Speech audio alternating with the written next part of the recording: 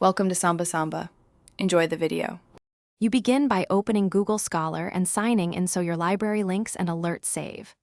Once done, set settings right arrow library links to connect your institution. Now type a focused query. Include degree words like master's thesis or PhD dissertation, add file type, PDF to prioritize downloadable copies, and append a year range to limit noise. You do this first to surface full-text theses quickly. It reduces time scanning irrelevant articles and gets you to documents you can read and cite.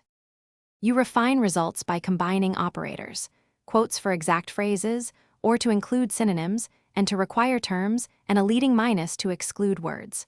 Once results appear, click Cited By to find works that reference that thesis or related articles to expand the network. Check all versions under an entry to locate PDFs or institutional repositories. Make sure to switch Sort to Date when seeking recent theses, and set alerts for ongoing discovery so new matches come to your inbox automatically. You now open the promising entries, download PDFs when available, and click Save to add items to my library for later.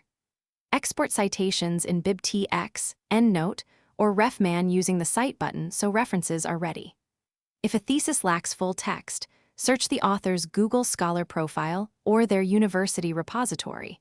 If still unavailable, email the author or request via interlibrary loan. One troubleshooting tip: when results return too few hits, broaden synonyms and remove strict filters, then reapply year or file type filters gradually.